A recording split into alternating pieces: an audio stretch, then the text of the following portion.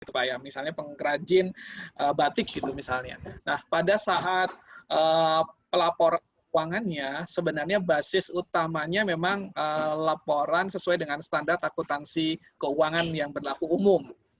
Misalnya untuk mencatat persediaan, kemudian mencatat asetnya, kemudian mencatat yang lainnya. Nah, tetapi pada saat transaksinya, misalnya ada penjualan yang menggunakan akad murabahah, maka penjualan tersebut harus dicatat dengan menggunakan prinsip akuntansi syariah. Nah, misalnya ada penetapan harga pokok dan marginnya, kemudian muncul piutangnya. Nah, bagi akuntansi penjual maupun pembeli juga sudah diatur di dalam akuntansi murabah tersebut. Kemudian misalnya dijual dengan termin, maka disepakati juga terminnya kapan, pembayarannya bagaimana. Nah, ini satu konteks transaksi, Pak. Kemudian misalnya ada lagi transaksi yang kemudian mencatat ternyata pengrajin batik tersebut memiliki aset berupa misalnya gedung atau bangunan gitu. Maka yang digunakan ya PSAK 16 gitu. Jadi bukan PSAK syariah, tapi memang PSAK syariah hanya mengatur transaksinya, sedangkan PSAK yang mengatur untuk bangunan, ya PSAK syariah tidak mengatur itu, tapi PSAK umum yaitu PSAK 16 dan seterusnya seperti itu Pak. Itu untuk yang pertanyaan pertama. Yang kedua untuk penerapan syariah GCG di penerapan syariah di dalam perbankan itu yang saya tahu Pak itu diatur di dalam PBI dan OJK, POJK. Jadi yang pernah saya dalami terkait dengan penerapan tersebut di POJK itu menjelaskan konsep dasar serta good corporate governance bagi perbankan syariah contohnya. Nah, salah satunya yang membedakan itu adalah terkait dengan yang bank umum konvensional, itu adalah terkait dengan ini Pak, terkait dengan Dewan Pengawas Syariah yang muncul sebagai organ yang wajib ada dan kemudian diatur. Nah, inilah yang disebut sebagai tata kelola yang wajib diikuti agar perbankan syariah itu ditata kelolakan secara baik. Ya, itulah sesuai dengan good corporate governance. Nah, itulah yang mungkin kemudian ini muncul banyak ide Pak untuk mengukur apakah pengaturan terkait dengan good corporate governance yang berbasis Islamik tersebut itu sudah mencapai makosid syariahnya. Nah, ini bagian dari yang saya bilang bahwa sebenarnya untuk terkait dengan tren penelitian akuntansi syariah bisa mengambil itu good corporate governance terus ke governance di industri syariah dihitung atau dinilai, kemudian bagaimana implikasinya misalnya dikaitkan dengan fraudulent laporan keuangan misalnya atau dikaitkan dengan adanya kinerja laporan keuangan. Nah, hal-hal tersebut bisa diukur dan informasinya cukup banyak. Mungkin itu nanti bisa dielaborasi ataupun dipelajari, Pak, karena sudah cukup banyak dan yang saya pernah baca di jurnal-jurnal terkait dengan pengukuran atau implikasi good corporate governance terhadap kinerja laporan keuangan misalnya institusi syariah. Itu terkait dengan penerapan GCG di syariah. Kemudian Bu Windy menanyakan terkait bagaimana cara memilih bisnis syariah.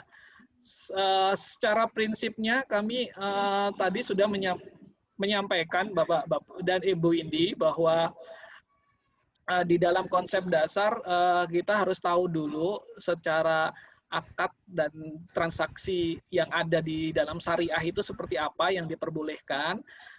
Kemudian tentunya kita juga harus mengetahui apa saja transaksi yang dilarang.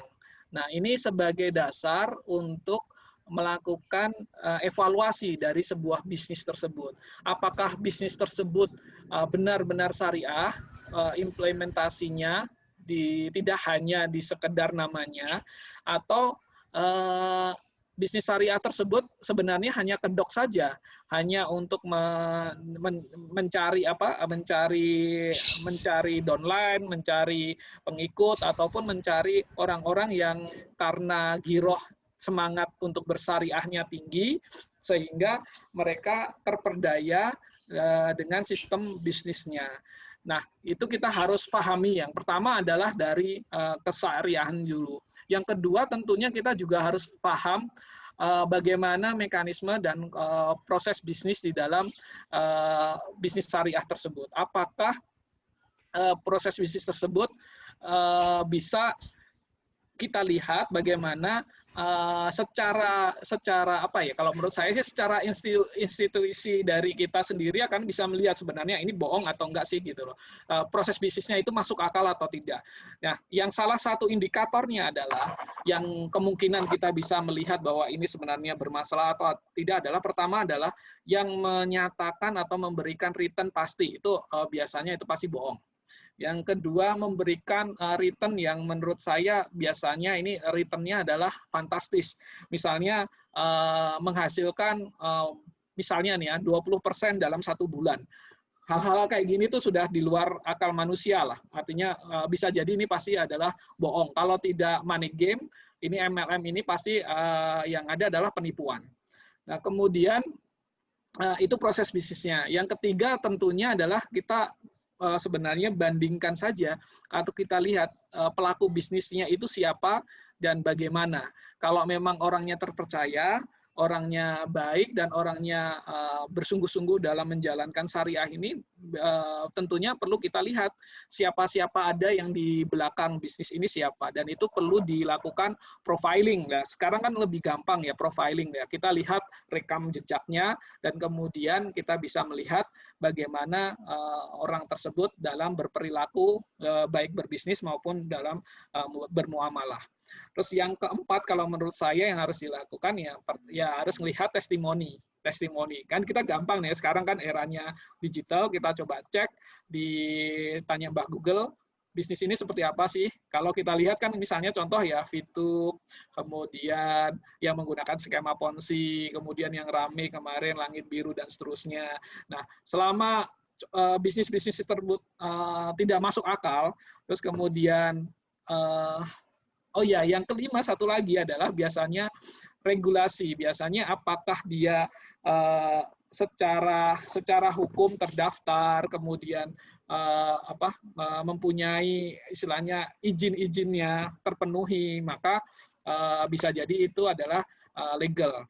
Nah, kalau saya pribadi satu lagi, saya pastikan di real atau moneter. Artinya, apakah ini ada dampak secara real keringat yang keluar atau hanya permainan uang saja misalnya. Kalau ada keringat yang keluar, misalnya ada produksi, ada barang, kemudian kita lihat penjualan barangnya, pabriknya jelas dan lain sebagainya, menurut saya itu sektor real. Dan kalau sektor real sudah dipastikan bisa jadi tidak akan banyak ada penipuan berupa money game.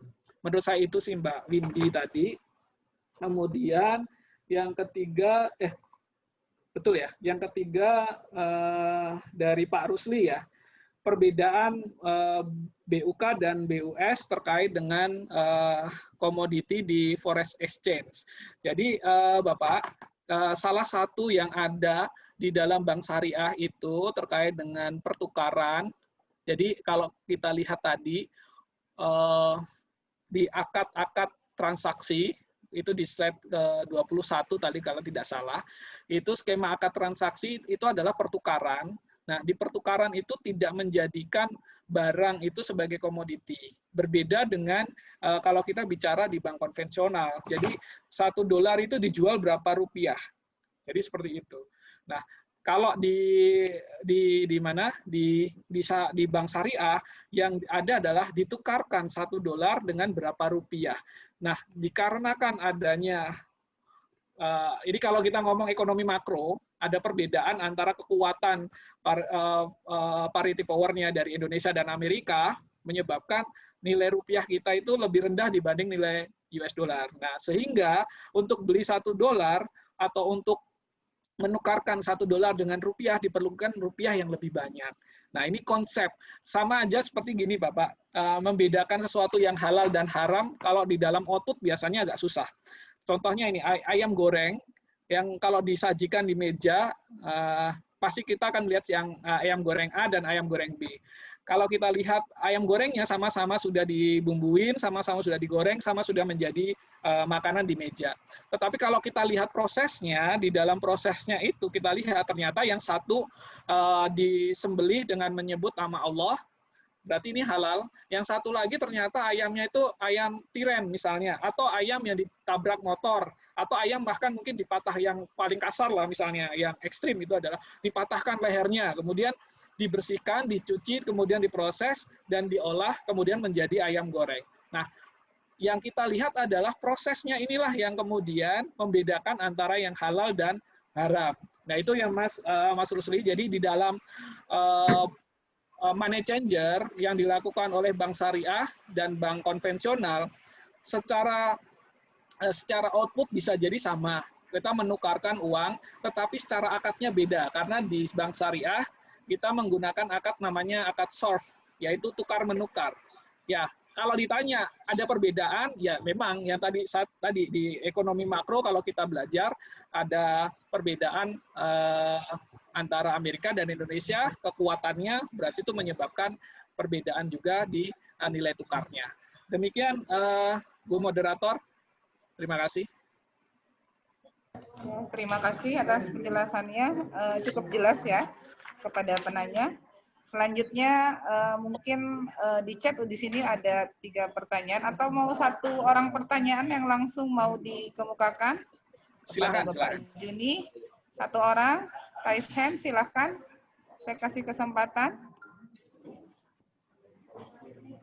kepada audiens. Ada yang mau memberikan pertanyaan secara langsung? Tidak ada? Oke. Kalau tidak ada, mungkin saya bacakan yang ada di chat saja, Pak. Di sini memang sudah ada 3 pertanyaan, sesi keduanya. Yang pertama dari Neni Aryani, berasal dari STIE AMM Mataram. Pertanyaannya, ini apa bedanya time value of money dengan economy value of time menjadi dasar bank syariah? Yang pertama. Yang kedua dari time value of money dan economic value of time yang menjadi dasar bank syariah. Yang kedua ada dari Ibu Kusmawati dari Unika Musi Caritas. Pertanyaannya adalah bagaimana peran akuntan untuk menjamin good corporate governance secara syariah.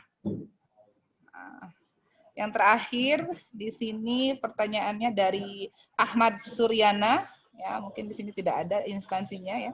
Pertanyaannya untuk pelaksanaan pada BMT ya Baitul Mal Bitamlik ya yang Baitul Mal ya, yang ada apakah memang sudah sesuai dengan ketentuan syariah, yang koperasi-koperasi syariah yang banyak sekali sekarang marak di daerah-daerah, Pak, apakah memang sudah sesuai dengan ketentuan syariah atau belum?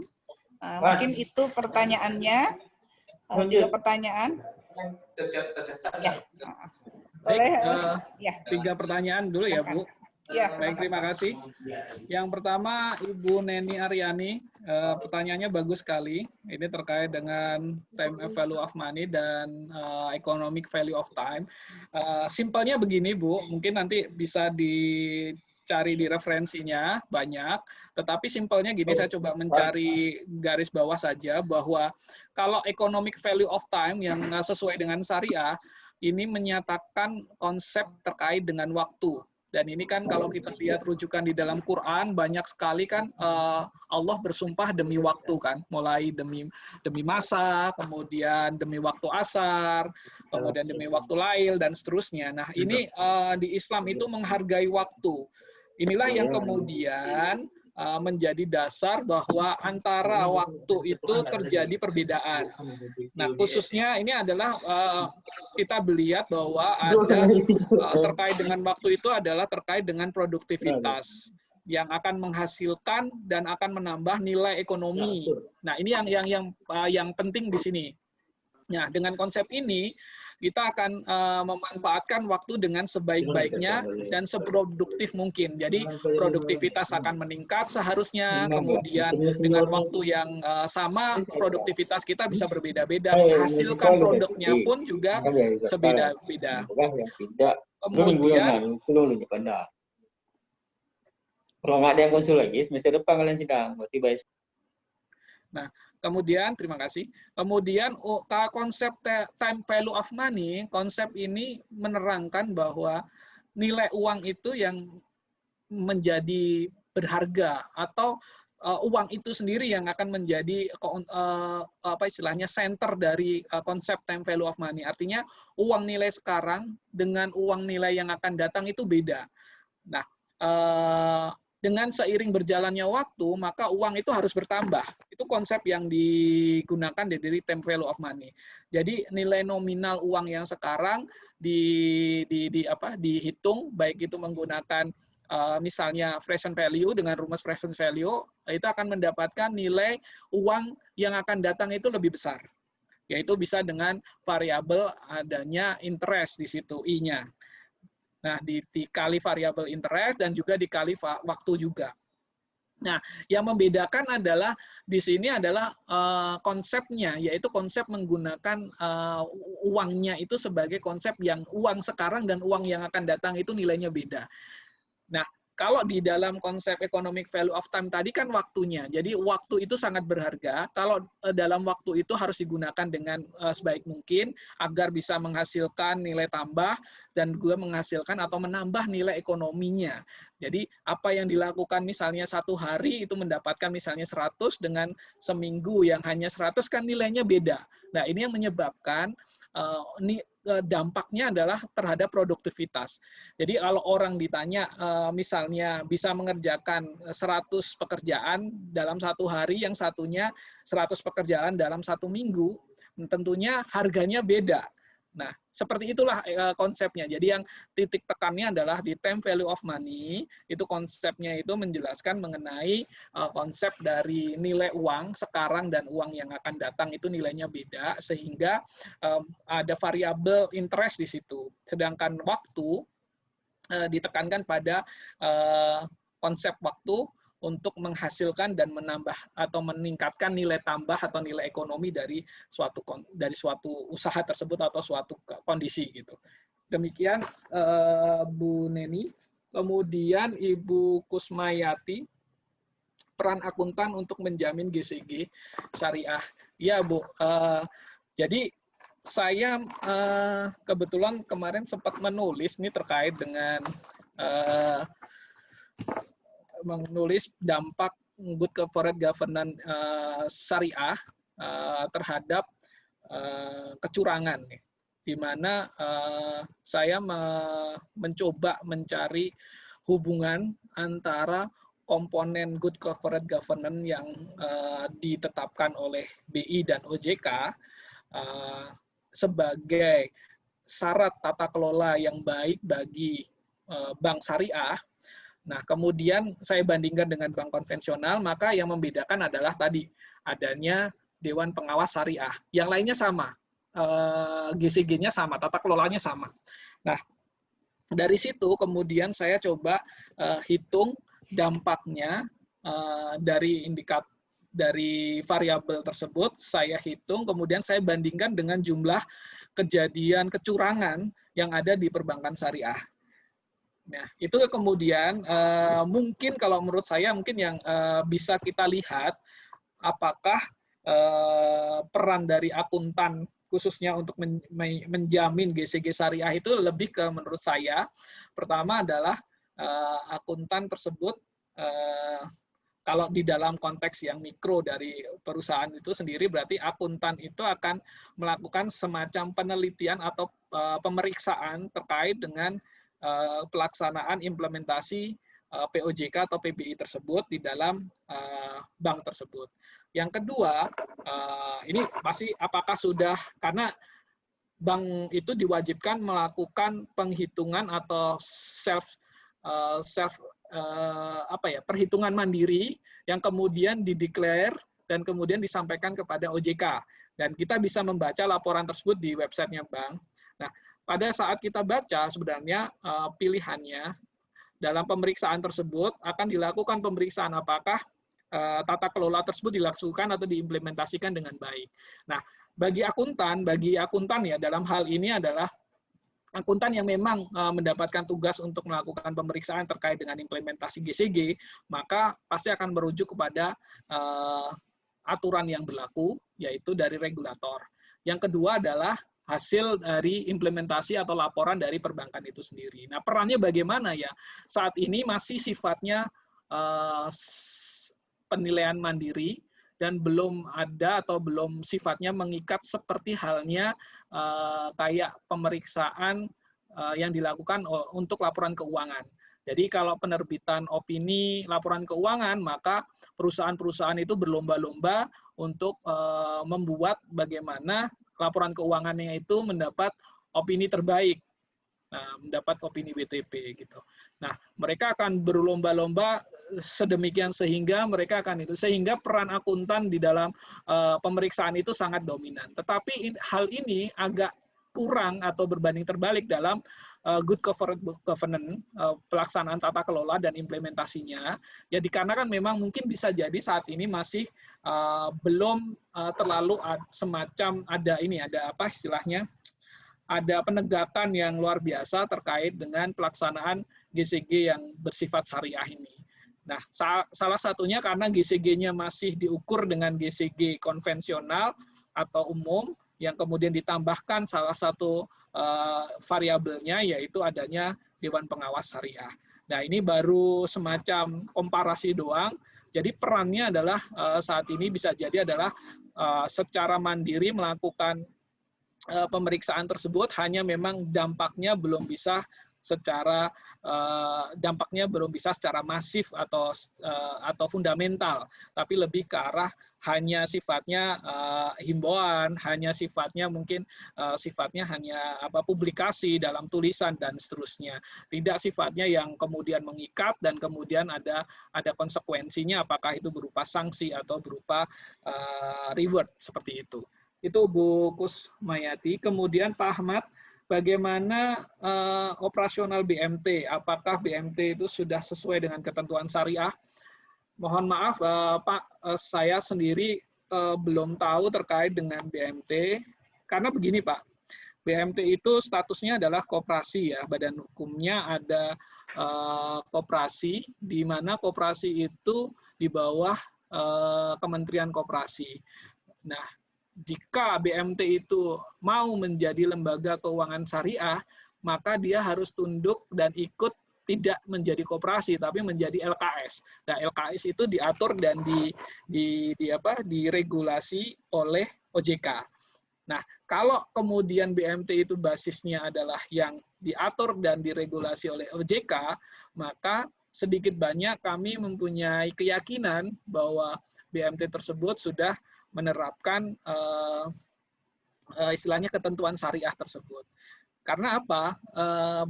Bagi saya ya, yang tahu bagaimana OJK melakukan pengawasan, bagaimana OJK melakukan pembinaan, dan bagaimana OJK melakukan istilahnya sosialisasi dan seterusnya, pembinaan, pengawasan, dan juga pendidikan terkait dengan seluruh stakeholdernya, itu merasa itu lebih convert dan lebih yakin gitu dibanding dalam model koperasi, karena saya lihat di koperasi banyak yang belum quote and quote memenuhi standar-standar syariah gitu loh. Yang ini yang menjadi tantangan bagi kita semua, bagaimana regulasi tersebut harusnya bisa berlaku umum semua, bahwa BMT semua diatur sama, tapi ternyata ada dua pilihan, apakah BMT itu masuk undang-undang yang terkait dengan koperasi korporasi atau BMT tersebut memilih sebagai lembaga keuangan mikro syariah (LKMS) ya. Nah, itulah kemudian nanti yang menjadi perbedaan siapa yang menjadi regulatornya. Kalau regulatornya OJK, aturannya cukup ketat Pak dan sering berkomunikasi dengan Desas IAI terkait dengan implementasi syariah di dalam ini. Kemudian terkoordinir cukup baik sehingga implementasi di dalam ketentuan-ketentuan syariah kemungkinan akan lebih baik dibanding dengan yang tidak diatur dengan ketat dan tidak diawasi dengan ketat. Demikian Bu Moderator, saya coba jawab untuk pertanyaan dari Pak Ahmad tersebut. Terima kasih. Oke, terima kasih Pak Juni atas jawaban yang cukup menurut saya cukup puas ya, karena panjang lebar dan mendalam. Selanjutnya karena waktu masih tersedia, kita berakhir 11.30, waktu tersedia masih ada sekitar 20 menit lebih. Saya akan buka lagi sesi ketiga, yang akan bertanya mungkin secara langsung, bisa raise hand supaya kelihatan mukanya gitu. Silahkan kepada audiens yang mau bertanya secara langsung. Ada? Ricky Faisal. Silahkan di-shoot aja. Operator. Oke, silahkan Ricky. Ada? Oke, silahkan. Maaf Ibu, nggak jadi kepencet. Oh, nggak jadi. Oke, di-chat saja. Malu-malu dia. Malu-malu. Oke, selanjutnya ada yang lain yang mau bertanya secara langsung, bisa raise hand. Kalau tidak ada, mungkin saya bacakan yang di chat saja. Sebentar. Ada. Dari mana? Neneng Julianti. Neneng Julianti mau langsung disampaikan? Iya Bu, saya sampaikan. Sebelumnya saya lulus dari Muhammadiyah. Kebetulan sangat tertarik sekali dengan akuntansi syariah. Saya mau bertanya Pak, untuk akad keuntungannya oleh pihak perusahaan kan berasal dari margin ya Pak. Namun margin tersebut telah ditentukan sendiri oleh pihak bank sekian persen. Dan di sana tidak ada negosiasi antara nasabah dengan pihak bank mengenai besarnya margin tersebut. Jika di pertengahan atau pada akhirnya nasabah baru menyadari ternyata margin yang ditentukan lumayan cukup besar, sehingga di tengah-tengah nasabah merasa kesulitan dan merasa bahwa dia menyesal telah melakukan akad murabahah tersebut dengan margin yang sekian persen tersebut. Nah, bagaimana selanjutnya akad tersebut jika ada tersirat di hati nasabah merasa penyesalan tersebut? Bagaimana keuntungan yang didapat pihak bank? Apa masih dikategorikan halal atau bagaimana gitu? Soalnya itu beberapa pertanyaan juga dari beberapa karyawan yang di perbankan syariah. Jadi dia merasa kalau misalkan nasabah merasa keberatan, nah itu halal apa tidak keuntungan yang didapat oleh perusahaan. Yang keuntungan tersebut kan akan berakibat kepada gaji yang diterima karyawan tersebut. Gitu, Pak. Apa masih dikategorikan halal atau tidak? Oke, Pak Juni mungkin tadi agak sedikit tidak jelas, mungkin saya ulang lagi pertanyaan dari Neneng ya. Untuk akad murabahah yang didapatkan oleh bank itu kan berasal dari margin ya. Namun margin tersebut telah ditentukan sendiri oleh pihak bank sebesar sekian persen gitu dan tidak ada negosiasi mengenai margin tersebut dengan nasabah. Sebesarnya margin tersebut tidak ada negosiasi. Jika di pertengahan atau pada akhirnya nasabah baru menyadari dan nasabah merasa marginnya ternyata cukup lumayan besar, sehingga nasabah merasa ada penyesalan gitu Pak, telah melakukan akad tersebut.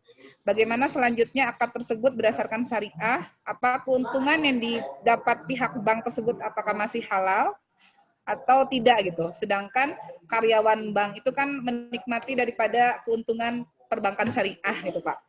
Mungkin itu pertanyaannya dari Neneng ya.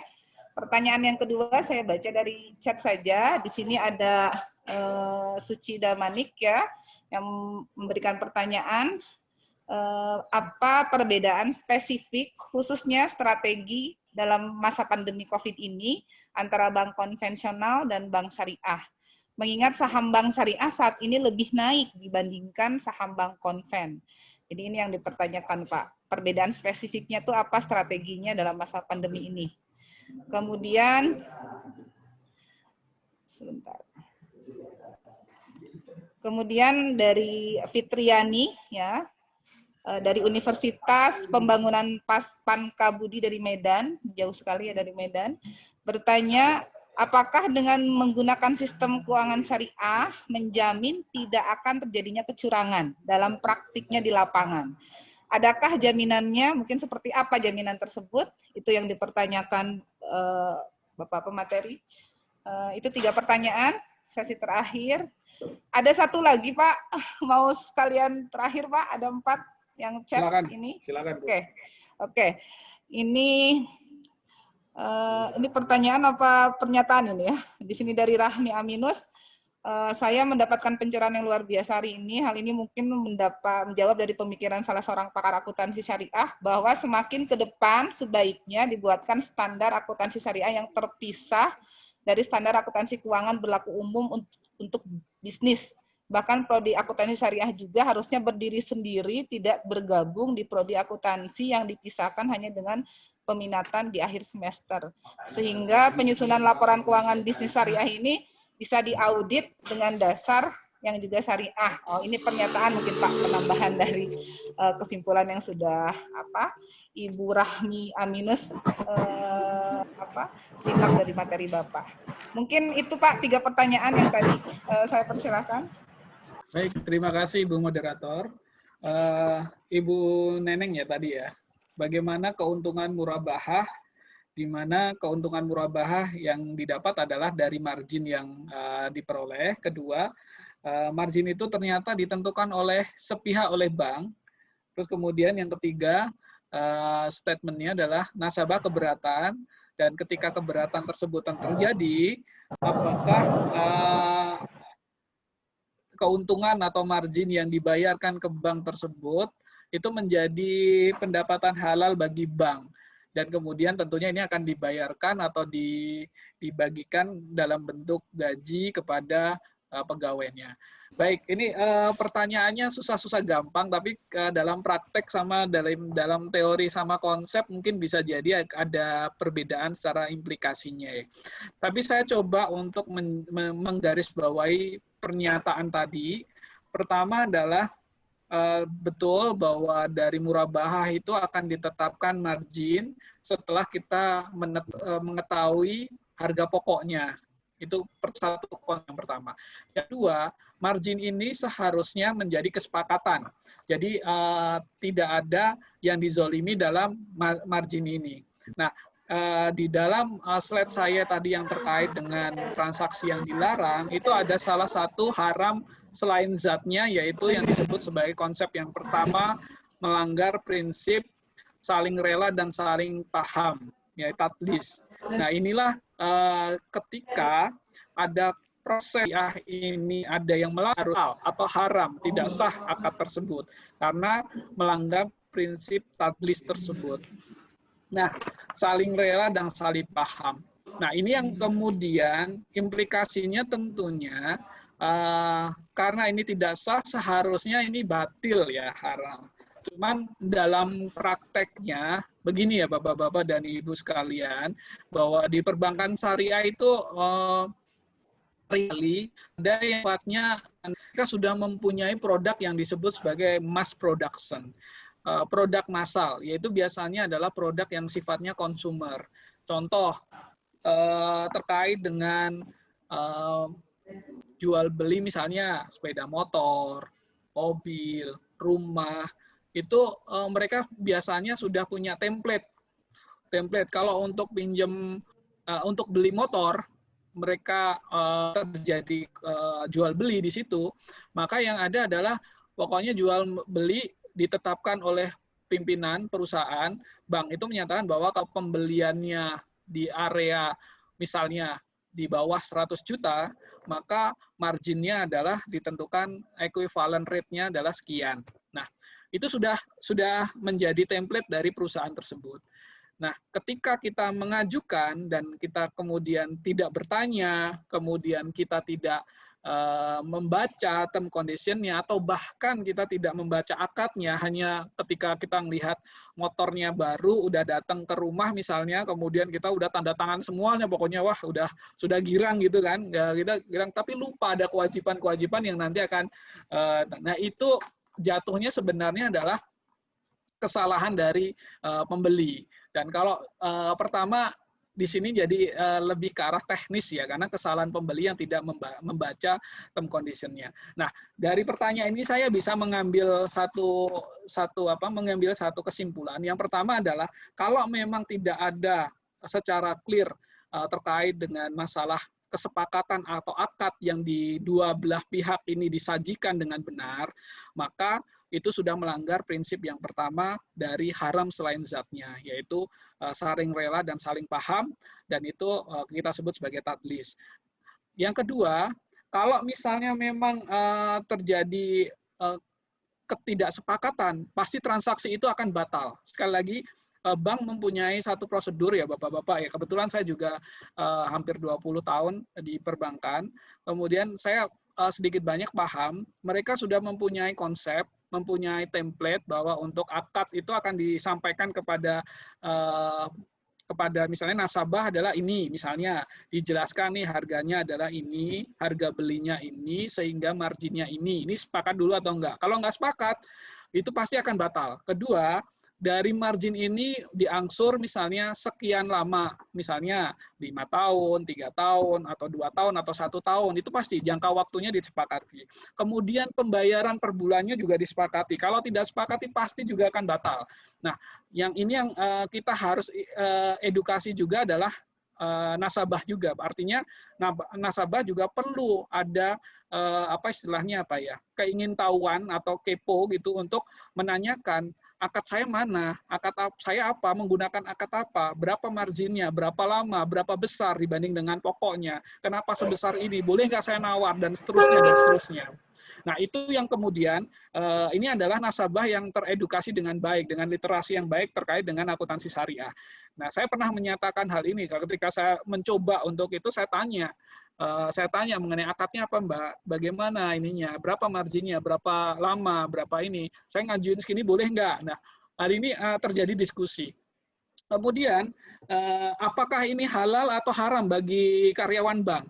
Selama akad tersebut ditandatangani oleh ada term condition bahwa semuanya harus membaca akad tersebut. Nah, ketika sudah ditandatangani dan kemudian ada penyesalan, sebenarnya itu bisa dikomunikasikan. Karena saya buka sedikit di sini, sebenarnya ketika dalam kondisi tertentu, itu ada yang disebut sebagai restrukturisasi.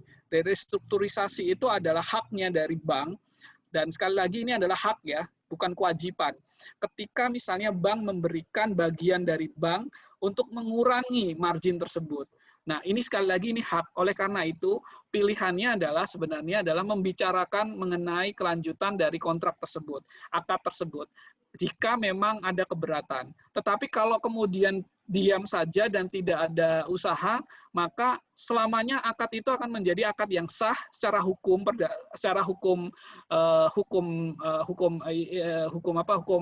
yang berlaku di Indonesia, dan juga secara hukum syariah. Karena apa? Ditandatangani oleh kedua belah pihak dalam keadaan sadar. Dan kemudian bagaimana implikasinya bagi karyawan? Ya, karyawan bank itu menerima gaji yang halal, karena yang dia terima kan dari semua pembayaran margin dari banyak nasabah. Banyak nasabah kemudian di-blended, kemudian dibagi untuk biaya listrik, untuk biaya sistem, untuk biaya operasional, termasuk di dalamnya adalah sumber daya manusia atau insan di sumber daya insani di bank tersebut. Jadi dalam hal ini pandangan saya adalah seperti itu. Kemudian yang kedua adalah bagaimana perbedaan strategi antara BUK dan BUS. Tadi saya lupa Ibu siapa, saya nggak mencatat, karena diindikasikan harga saham BUS naik melebihi dari saham BUK. Jadi begini, kalau kita melihat potret sekarang, memang ini bisa bias ya Bapak Ibu. Jadi gini, kalau secara prinsip sebenarnya saya dalam menghadapi pandemi ini masing-masing bank mempunyai strategi yang sifatnya strategi-strategi taktis dan pragmatis tentunya. Pertama adalah melihat kondisi terkait dengan program ekonomi nasional ya, pengembangan ekonomi nasional yang punya pemerintah, di mana tadi saya menyebut ada 4 tadi, ada restrukturisasi, kemudian terkait dengan relaksasi, kemudian ada likuiditas, dan juga terakhir terkait dengan UMKM. Nah, bank bisa menggunakan strategi itu, terutama bisa jadi adalah ada yang kalau dulu dari waktu saya di bank itu ada strategi bertahan, bagaimana saya memperbaiki portofolio, saya tidak ngotot dengan portofolio baru, saya hanya mendapatkan dari yang sekarang ini ada status quo, saya perbaiki kualitasnya, saya berjalan dengan menambah likuiditas untuk menjaga darah dari bank itu agar tetap berjalan untuk melewati fase krisis ini dengan meningkatkan efisiensi. Itu satu. Yang kedua, ada juga yang berpikir begini, justru pada saat kita jatuh ini maka ini pada saat kita istilahnya beli gitu. Nah, pada saat kita beli, ini saatnya kita beli. Misalnya kalau kita main saham, pada saat harga jatuh itu adalah saatnya beli, bukan saatnya jual, tapi saatnya beli. Nah, hal-hal ini adalah ada strategi agresif. Maka banyak orang yang kemudian banyak mungkin yang menggunakan strategi ini. Tetapi saya secara prinsip saya tidak, ini bisnis antara BUS dan antara BUK dan BUS sebenarnya sama, bisnisnya sama, strateginya sama. Kalau menurut saya ya, mengejar keuntungan satu, kemudian menyelamatkan institusi untuk bisa melewati fase berat ini itu dengan efisiensi, dengan dan lain sebagainya, bla bla bla itu. Kemudian satu lagi terkait dengan itu adalah bagaimana strategi bertahan dengan menggunakan variabel-variabel yang merupakan stimulus dari pemerintah. Itu strategi, kalau menurut saya itu strategi standar, dan kemudian yang masing-masing kemudian apakah dia bertahan, dia agresif, atau dia menghindari pengembangan. Itu terkait dengan strategi BUS. Kemudian kalau dilihat dari harga saham, mohon maaf, sekali lagi mohon maaf, dari 14 bank umum syariah, itu yang TBK itu yang saya sebut ya, pertama adalah BRI Syariah, TBK, kemudian BTPN Syariah, TBK, kemudian ada Paninbank Syariah, TBK. Yang pertama TBK itu adalah Paninbank Syariah, karena saya ada di sana dan salah satu waktu itu terlibat dalam proses IPO di Paninbank Syariah. Nah, ini baru 3 ini yang TBK. Ada juga yang terbuka tapi tidak terpublikasi, yaitu adalah muamalat. Muamalat itu terbuka tapi tidak terpublikasi, artinya tidak diperdagangkan jamnya di luar, di bursa gitu. Nah, dari 14. Nah, dari itu maka sebenarnya indikator dari harga saham di saat ini terutama itu lebih dikarenakan sentimen dengan adanya merger antara Bank BRI Syariah, Bank BNI Syariah, dan Bank BSM, Bank Syariah Mandiri. Nah, dengan adanya isu merger menjadi Bank Syariah Indonesia atas 3 bank plat merah tersebut, itu mendorong naiknya harga saham BRI Syariah. Nah, ini yang kalau dilihat potret saat ini, ya pasti naik. Dan itu kenaikannya abnormal karena ada aksi korporasi. Nah, itu kemudian mendorong harga saham syariah, khususnya perbankan syariah, naik secara signifikan gitu dibanding dengan yang lain. Nah, jadi kalau dipotret sekarang menurut saya ini bias. Kalau kita mau lihat kinerjanya adalah dari laporan keuangan itu lebih konservatif dan lebih moderat gitu. Begitu tadi untuk yang penanya kedua. Yang ketiga, apakah jaminan dengan akuntansi syariah tidak ada kecurangan? Nah, ini yang saya sampaikan tadi Bapak Ibu, bahwa akuntansi syariah itu mengatur, kemudian di dalam aturan-aturan tersebut itu akan ada kita sebut sebagai ada gap atau deviasi antara aturan dengan implementasinya. Nah, yang menjadi salah satu ukuran saya ya, kebetulan saya kemarin mencoba untuk melihat data-data dari perbankan syariah. saya lihat dari tahun 2014 sampai dengan 2019 sebagai dasar untuk tulisan saya kemarin itu, saya melihat kejadian fraud di perbankan syariah. Dan itu ada, fraud itu ada. Karena kembali lagi bahwa, mohon maaf ya, kalau orang yang sudah bersahadat masuk Islam, apakah ada yang melakukan maksiat, misalnya mabuk-mabukan atau berjudi atau ini, kan masih ada. Nah, begitu juga di perbankan, ketika institusinya adalah syariah, manusianya ada yang tidak melaksanakan syariahnya, ternyata masih terbuka ruang untuk kecurangan tersebut terjadi. Yang ini yang menurut saya, tolong, saya sebenarnya pengennya gini, jangan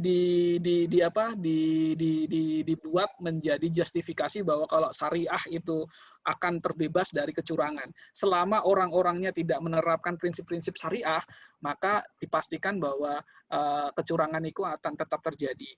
Karena kalau kita lihat teorinya kecurangan atau fraud itu kan ada teori triangle ya. Di situ ada kesempatan, di situ ada tekanan, dan di situ ada rasionalisasi, maka akan terjadi hal tersebut.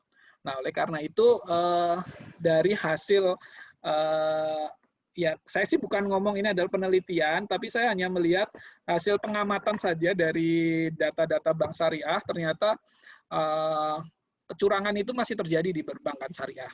Itu di bank dengan highly regulated, dengan pengaturan yang sangat ketat, yang oleh kita sebut sebagai highly regulated oleh OJK, itu masih terjadi. Apalagi jika tidak diatur atau tidak diawasi dengan baik. Demikian mungkin tanggapan saya atau jawaban saya. Semoga hal ini bisa semakin memperjelas terkait dengan statement tadi dari Bu Rahmi ya. Prinsipnya saya mendukung bahwa standar akuntansi syariah itu muncul sebagai standar yang mengatur transaksi syariah itu sendiri, sedangkan standar akuntansi umum, yang keuangan yang berlaku umum, ya berlaku umum karena transaksinya juga umum, seperti halnya seperti misalnya PSAK 71 karena memang tidak bisa diimplementasikan di syariah, secara clear dinyatakan bahwa secara tegas DSAS menyatakan bahwa PSAK 71 tidak bisa diimplementasikan untuk transaksi-transaksi keuangan syariah. Nah, itu salah satu contohnya. Nah, tapi kalau terkait dengan tadi yang statement berikutnya terkait dengan prodi dan seterusnya, mohon maaf saya tidak berkompeten untuk menjawab hal tersebut karena saya tidak pakar atau tidak tahu mengenai pengaturan di lembaga pendidikan.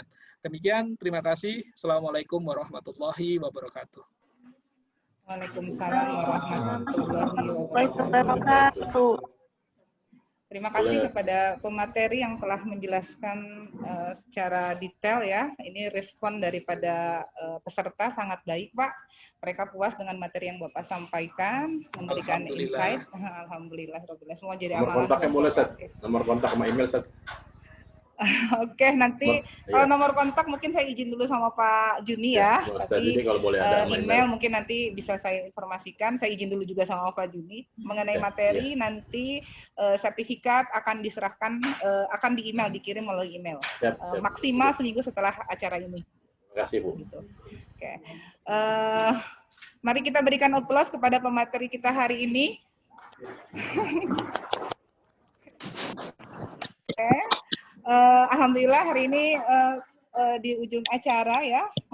Terima kasih kepada hadirin peserta seminar yang telah hadir. Sebelum saya tutup, saya akan coba simpulkan pembahasan materi pada hari ini. Yaitu yang pertama bahwa potensi perkembangan ekonomi syariah ini sangat besar ya, terutama di Indonesia. Kemudian akuntansi ini harus beradaptasi, akuntansi syariah ini harus beradaptasi dengan perkembangan bisnis syariah yang sekarang lagi marak. Kemudian perkembangan akuntansi syariah 5 tahun terakhir ini berkembang cukup pesat, mulai dari perbankan, asuransi, pegadaian, pembiayaan, hotel syariah, dan lain-lain. Kemudian tren penelitian bank syariah tren penelitian syariah akan berkembang seiring dengan perkembangan bisnis syariahnya itu sendiri. Kemudian sektor perbankan syariah kinerja keuangannya ini cukup baik di tengah pandemi COVID-19 ini, di mana terlihat pertumbuhan asetnya ini cukup konstan dibandingkan dengan perbankan konvensional. Kemudian sektor akuntansi syariah meningkat secara global, yaitu halal food, muslim fashion, dan gaya hidup ya, di Indonesia pun sama. Kemudian seiring perkembangan bisnis syariah yang semakin marak, varian produk syariah pun semakin banyak, sehingga muncul produk-produk syariah yang baru, kemudian regulasi syariah juga baru, dan fatwa-fatwa DSN MUI pun baru yang mengikuti kebutuhan dan perkembangan bisnis syariah. Saya ucapkan terima kasih kepada peserta ya dari seluruh pelosok tanah air yang telah mengikuti rangkaian acara pada hari ini. Akhirnya di ujung acara saya selaku moderator undur diri ya. Terima kasih atas perhatiannya yang sudah menyimak acara webinar ini dari awal sampai akhir. Saya undur diri, saya kembalikan kepada MC. Terima kasih. Assalamualaikum warahmatullahi wabarakatuh. Waalaikumsalam warahmatullahi wabarakatuh. Terima kasih semuanya, Bapak-bapak dan Ibu semua. Saya mohon izin, Liv. Assalamualaikum. Juni, terima kasih. Terima kasih. Kontaknya Ustaz, jangan lupa emailnya Ustaz. Ya, terima kasih. Email saya titip di Bu Tina ya. Moderator tadi saya Japri. Terima kasih. Boleh. Terima Boleh, kasih. Ustaz. Terima kasih, Ustaz. Ya, Assalamualaikum. Ya. Terima kasih Bapak. Terima kasih, Ustaz. Ya, terima kasih. Terima kasih Bu Tina, mari Bu. Ya, mari Pak Reza, makasih. Ya, Assalamualaikum. Izin live ya Bapak Ibu. Terima kasih. Nanti ketemu sama MC-nya ya. Belum ini silakan. Ya, terima kasih kepada Bapak Juni atas penyampaian materi dan juga sesi tanya jawabnya. Terima kasih juga kepada Ibu Tina selaku moderator kita pada kegiatan hari ini. Semoga ilmu yang diberikan bermanfaat untuk kita semua. Amin. Rangkaian kegiatan webinar telah sampai di penghujung acara. Semoga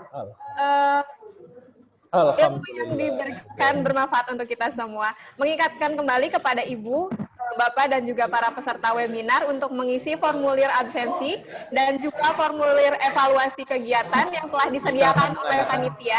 Untuk kegiatan, untuk sertifikat dibagikan berupa e-sertifikat yang akan dikirim melalui email oleh panitia, beserta materi kegiatan pada hari ini. Alhamdulillah kita telah sampai di penghujung acara. Marilah kita sama-sama mengucapkan hamdalah untuk menutup kegiatan webinar pada Alhamdulillahirabbil alamin. Alhamdulillahirabbil alamin. Insya Allah akan ini 6 bulan sekali.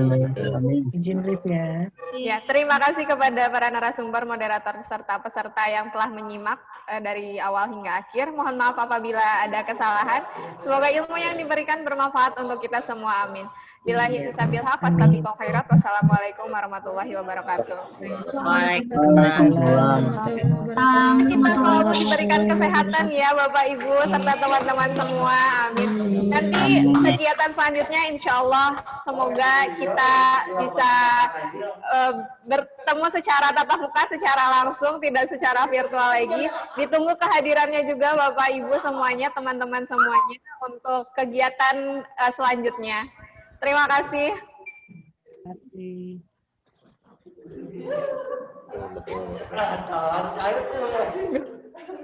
Sukses buat Umi.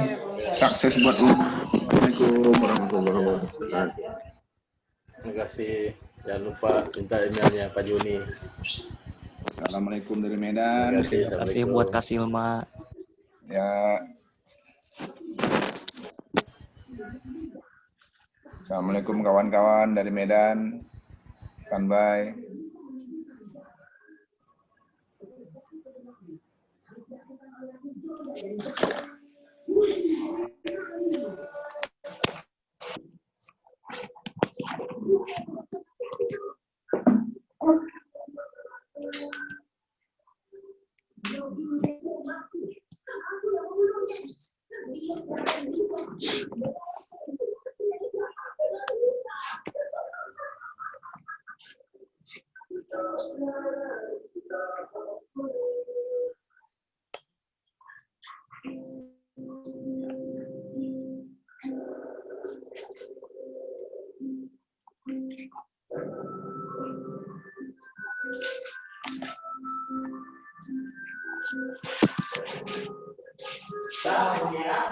Terima kasih Bapak, Ibu.